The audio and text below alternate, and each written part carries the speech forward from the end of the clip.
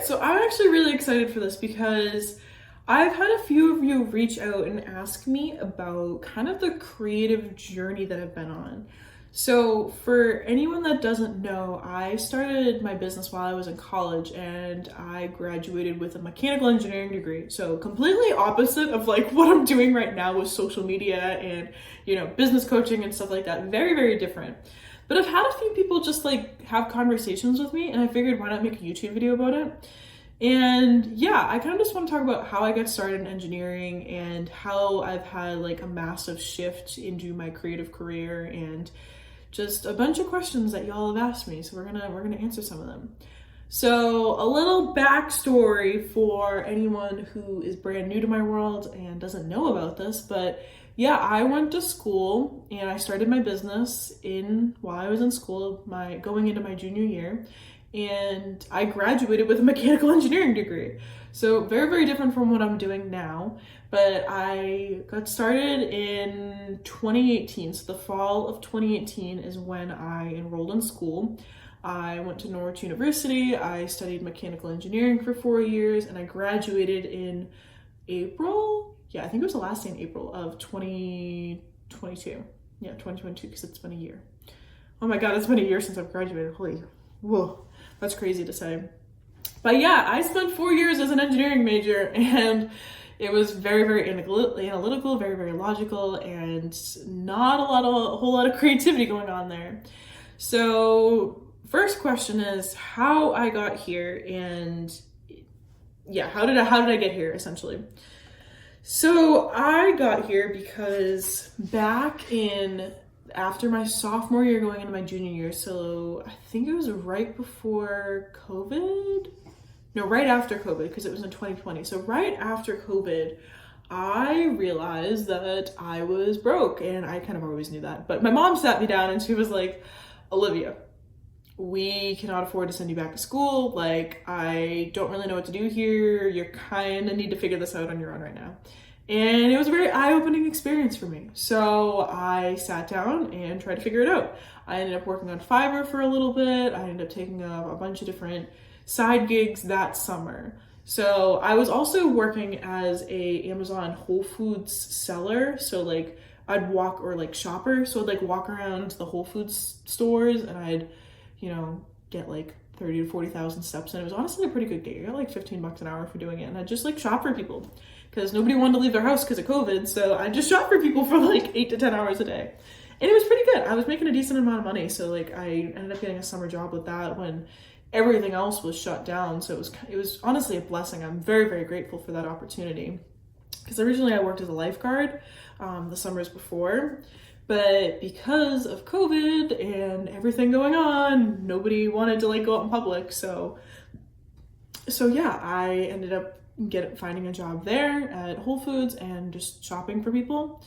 And while I was doing that gig, we had a lot of downtime. So basically how it was based is, you'd get orders and there'd be like a order queue. So a bunch of different sellers would be there or a bunch of different shoppers would be there, and, you take on orders as they came in. So there were some days where it was like super, super packed and stuff, like Sundays and, the weekends, like you'd be on your feet all day, like you'd be exhausted.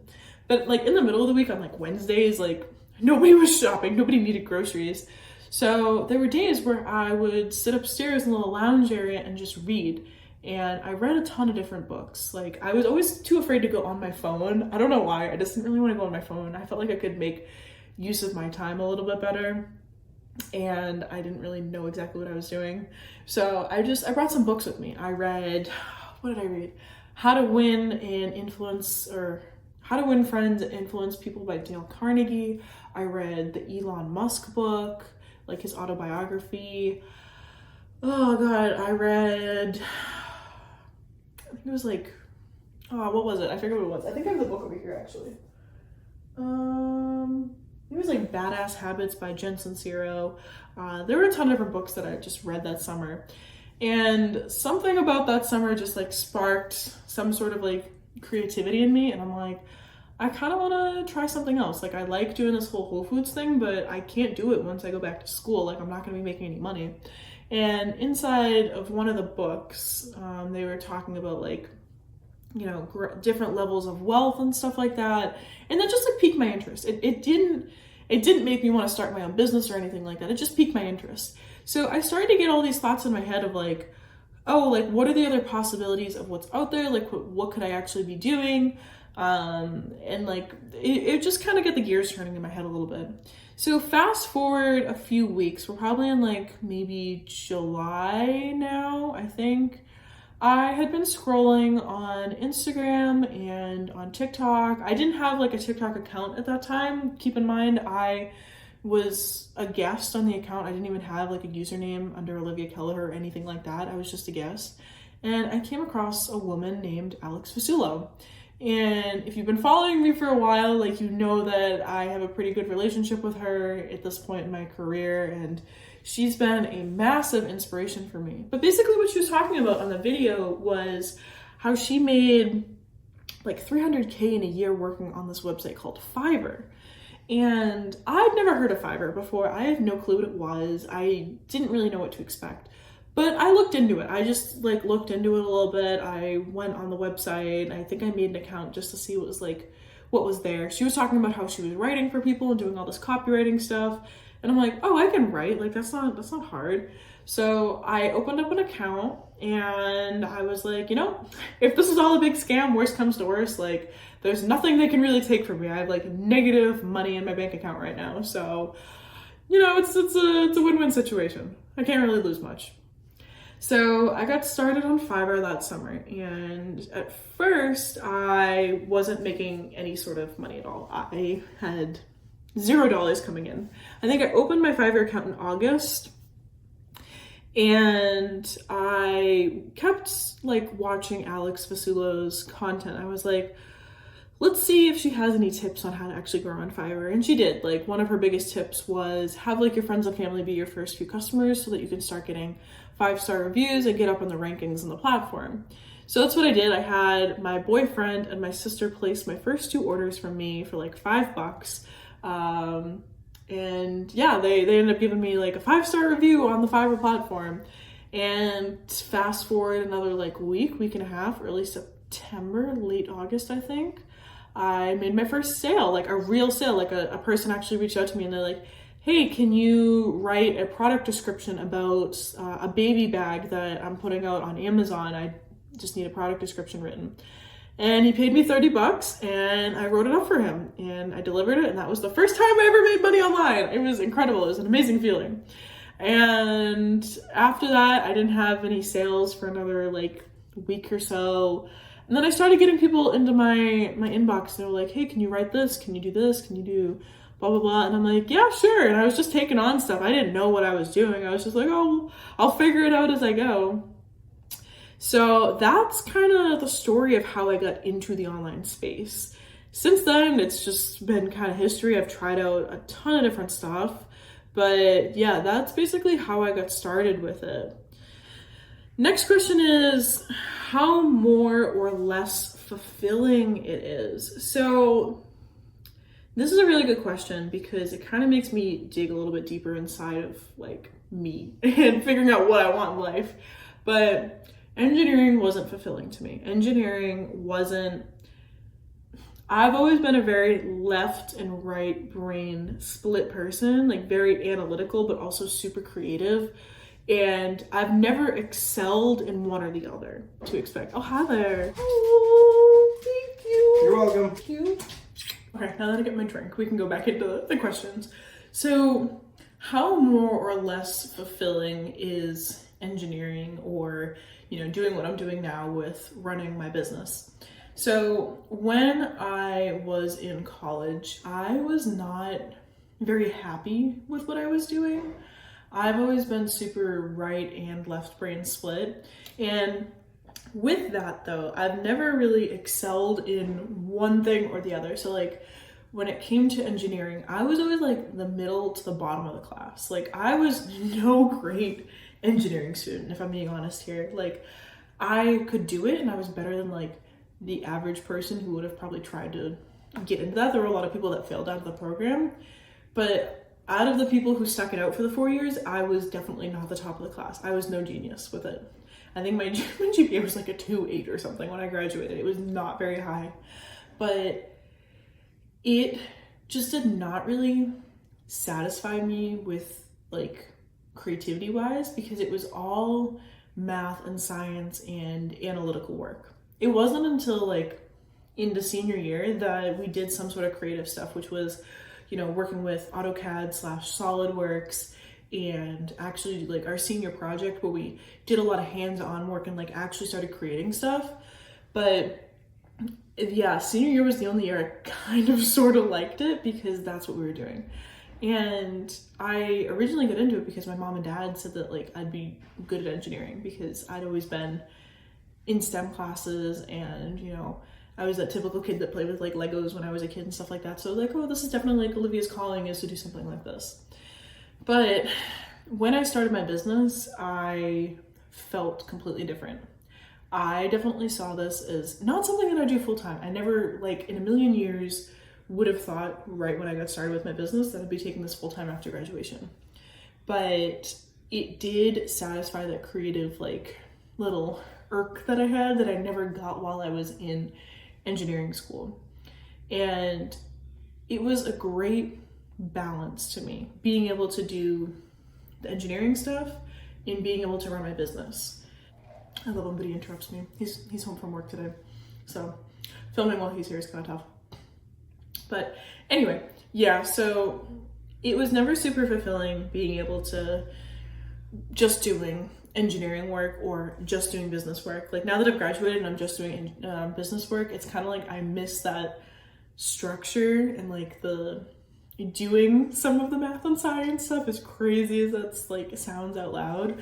So I'm hoping one day in the future I can combine the two and just make something out of this hodgepodge of skills that I've somehow managed to get by the age of 22. But another question someone asked is, how did I balance everything? How did I actually like balance the engineering side of my life and running a business and, you know, being a varsity athlete up at school and having a social life and all that? And I don't really know. I don't know if I can give you a 100% answer on that one, because I have like OCD and like ADHD and like, I don't really know what I have. I've never been like fully diagnosed with anything, so I'm not gonna come out here and like claim that I have something, but like I definitely know that I have anxiety for sure, and I'm very particular about how I want to structure my days. So when I was in school and I had these like deadlines I needed to meet, it forced me to kind of not really rush everything, but it forced me to get stuff done in a short amount of time. So like I always had swim practice at 5 o'clock at night, and I needed to have like my stuff done before then. I had specific classes I needed to go to during the day at certain times. So like that is kind of how I was able to balance it, is like this forced structure that was put on me while I was in school. But you gotta think, like I was also in school during COVID. Like for the first year and a half of running my business, like it was COVID. So I was stuck in my dorm room and we were doing online classes, and like I was half paying attention during the classes. So like I was able to get a lot of like my business stuff done when I was actually in classes. So I was multitasking a lot, I guess is the best way to put it. I was multitasking a lot. And I don't recommend people do that. Like I think that's the reason I was able to like speed up the results that I got with my business so quickly, is because I was really good at multitasking. But with that, I was also like lacking in areas. So because I was multitasking and working on my business while I was supposed to be paying attention to thermodynamic stuff, like it caused my grades to drop a lot. So I don't recommend people do that, but that is how I balanced it all. I like put into my schedule specific times when I was working on just schoolwork and when I was working on just business work. And then if I had any sort of like free time or any sort of availability where I could be doing something else, I did. And that's how I made it work. And like I said, I do not recommend that. That is definitely not the way to go, but it worked for me. But yeah, that's how I balanced everything. And as time went on, like I created systems that worked for me. I started using different softwares to kind of like help with the creative process and to help manage like my time a lot more and be more productive. But yeah, multitasking was what I did, and I do not recommend it, but it's what worked for me.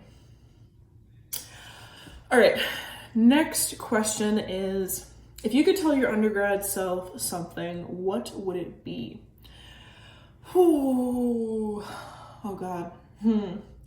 If I could tell my undergrad self something, it would be, don't get so caught up in these plans that you've set for yourself, and don't think that there's only one path, because like I said before, I never thought I would be in this place or in this position of running my own business, doing social media stuff after I graduated. But here I am. I thought I was going to be in the military as an officer, or working at some like big engineering firm in the city, and here I am in the middle of Tennessee, living with my fiance, working from home, and running my own business. So a completely different path than I would have thought.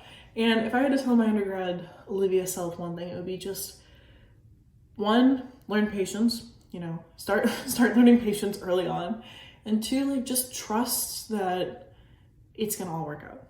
Just trust the process. Like, try and be your best self all the time. Like, try and push yourself to be your best self, but don't be afraid to like branch out and try new things, and just see where those new things take you. Because you never know. You never know what's gonna happen. So just trust the process. All right, next question is, if you went into your undergrad because of your parents, what have they said about your business, and how have they watched you grow? Okay, this is a really good one. So I think a lot of people who are young adults still rely off of their parents' feedback, which is understandable. Like, you grew up with them your whole life, and it's like you value their opinion a lot, but breaking away from that is really, really tough.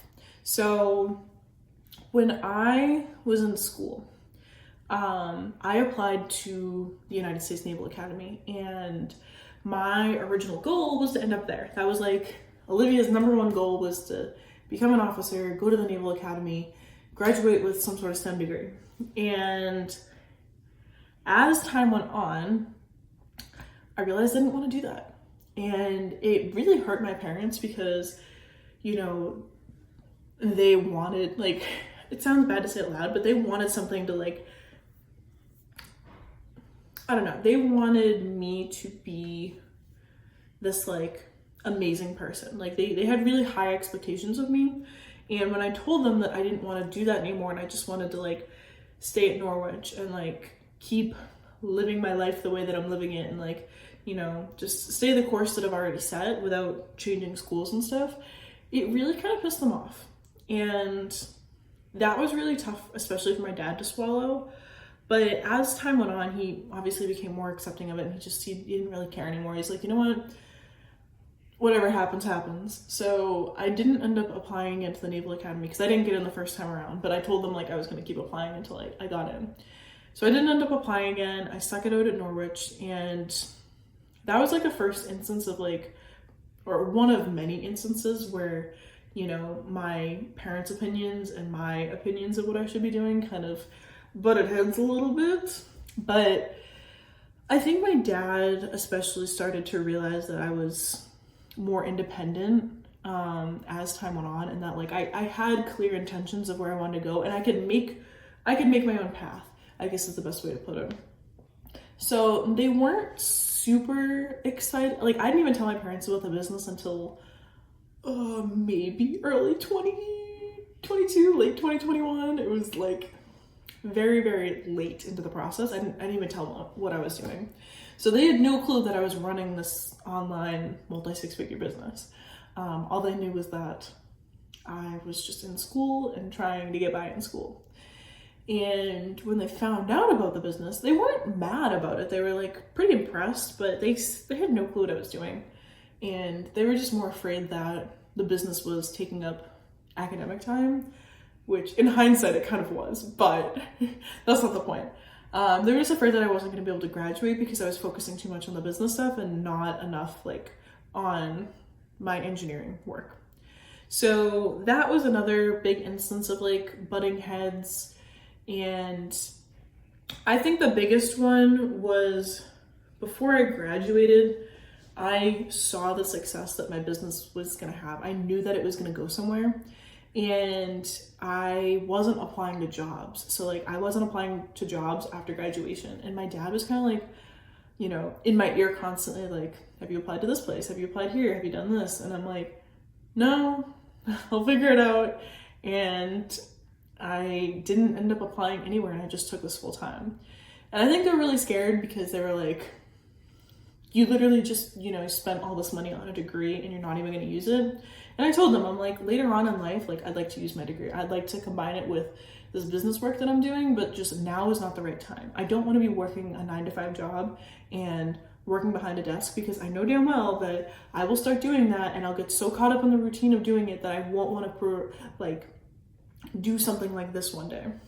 So that was a really tough conversation to have, multiple conversations to have.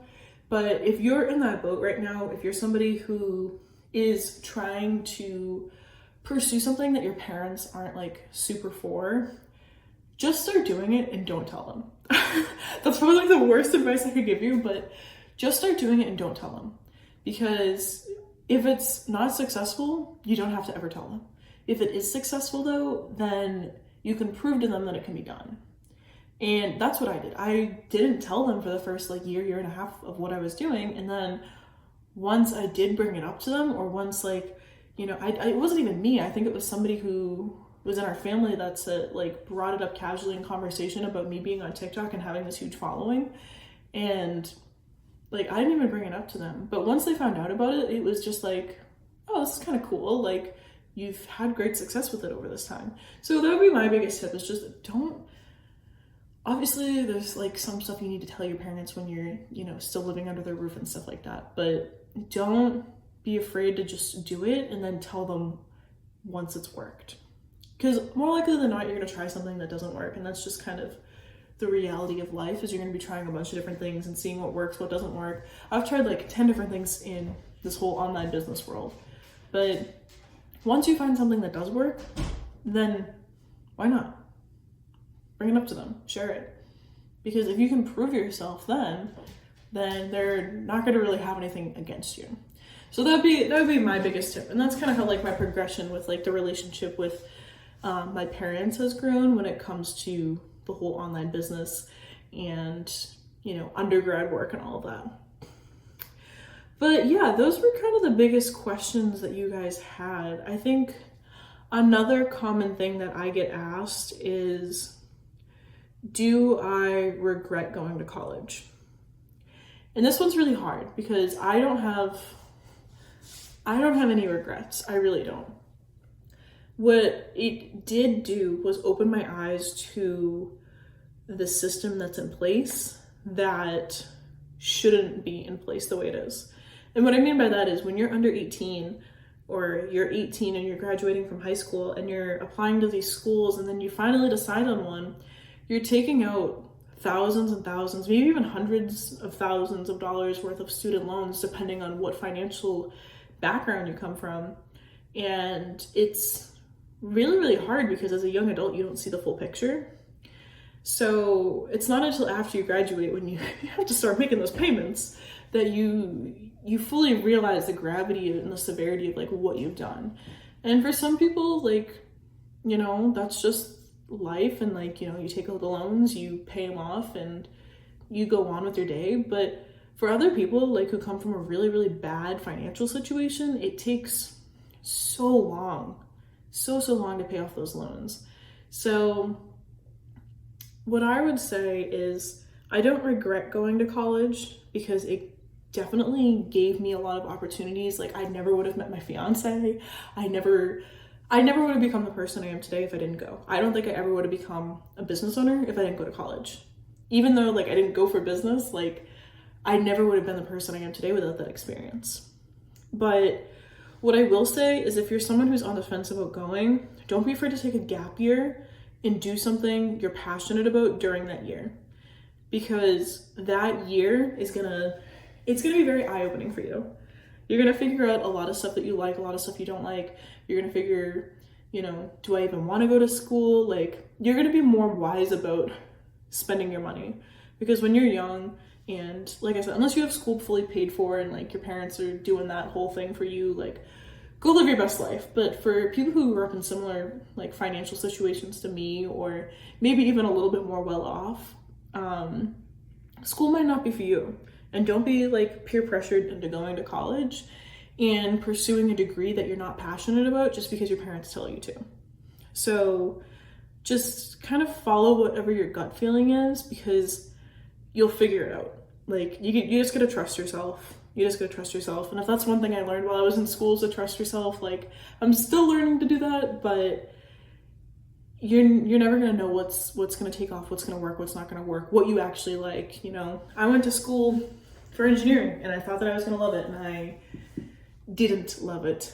It wasn't the worst thing I could have done, but it wasn't the thing I wanted to do. So yeah, just kind of trust yourself. And I don't have any regrets going. I don't have anything about like against people going to college. Just know what you're getting into before you go.